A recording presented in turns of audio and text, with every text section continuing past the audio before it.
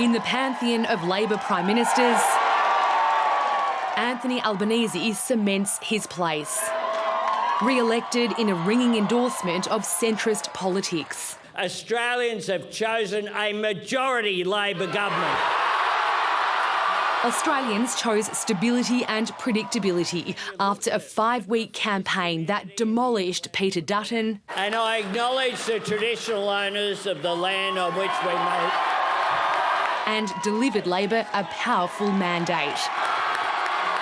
This card is not Labor red or Liberal blue, it is green and gold. Serving up lemon sorbet in his seat on Sunday morning. Is victory sweet, Prime Minister? Well, it's satisfying, but also very, very humbling. The Prime Minister savoured this moment and spared another for his vanquished opponent. I feel for Peter Dutton. He was generous in his comments and it would have been a tough night for Peter. The opposition leader, the highest profile casualty of the night, toppled in Dickson by a third-time challenger. We all woke up to a big red wave and I couldn't be happier about that.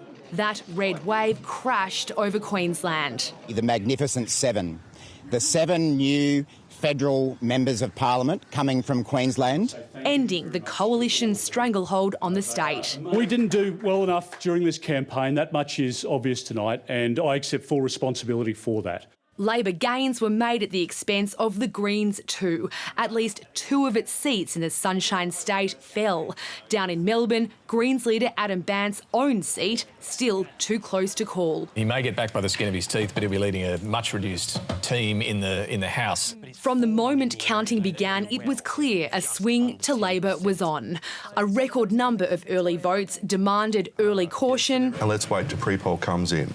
But seats started to tumble in every state. At least 1 in Victoria, 2 in Tasmania and 3 in New South Wales. It is bad news everywhere for them. And soon, Labor's red wall extended from coast to coast. This could be a big win for Labor, but it's certainly a win. It was big. The Albanese government increased its majority, improved its primary vote and now commands more than a 30-seat lead over the coalition. The fact that we're in this position at 8:30 on election night is a tribute to Anthony Albanese. And supporters showed him their appreciation. On a history-making night, tears and Albanese-branded beers flowed. The party was on track for a victory, but no one predicted the scale. We take up this task with new hope, new confidence and new determination. Anthony Albanese has written himself into the history books, winning a second term as Prime Minister and increasing Labor's majority in the process. It's a stunning turnaround for a government that began the year behind in the opinion polls. But this landslide victory, even bigger than Kevin Rudd's, not only secures Labor a second term, but sets it up for a third term too. Jane Norman, ABC News, Sydney. There was no track to get back on. Only a forsaken leader at the dead end of his career. Our Liberal family is hurting across the country tonight, but including in my electorate of Dickson. In a darkened, despondent room with a broken party. And there are good members, good candidates who have lost their seats or their ambition, and I'm sorry for that. As Peter Dutton shuffled from public life, a predecessor attempted to keep flicker in the flame. If the coalition can create a clear contest, we can certainly be competitive. Except Liberal contestants were dropping far and wide. In the once treasured Adelaide stronghold of Sturt, James Stephens copped a hiding. I'm a bit emotional. Across the Strait, Bridget Archer's vote sank, and with Bass gone, the neighbouring seat of Braddon went too. Ballot by ballot, the entire island state went red. In cities on the mainland, the blue tide ebbed right out. Peter Dutton's Dickson, nearby Petrie, Ford and Bonner went in southeast Queensland.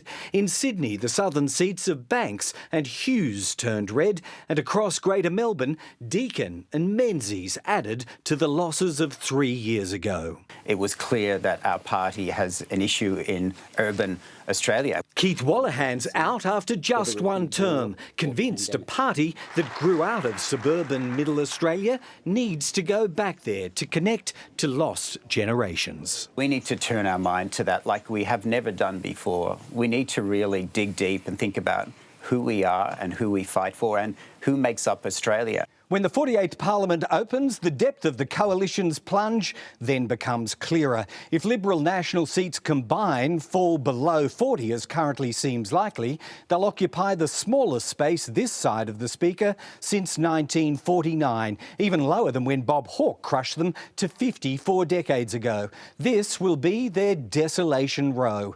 The barren benches a constant reminder of the enormity of what just happened. For now, anxieties over the nuclear power policy run high, as with the unpersuasive fuel excise offer, the public service job slashing and more.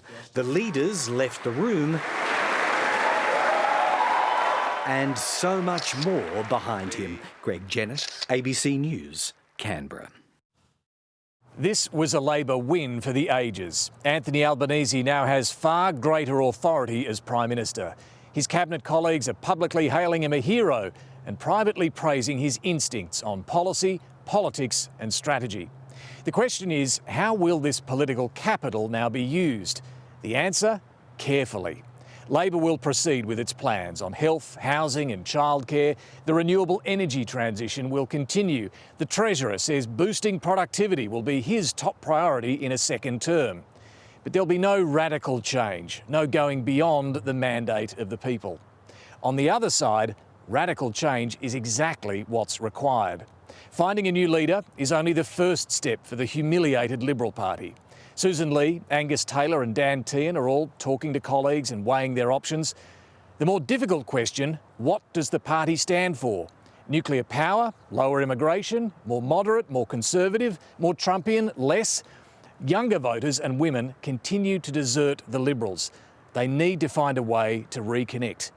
Difficult decisions were avoided after the election defeat 3 years ago. The party's problems have only worsened since then.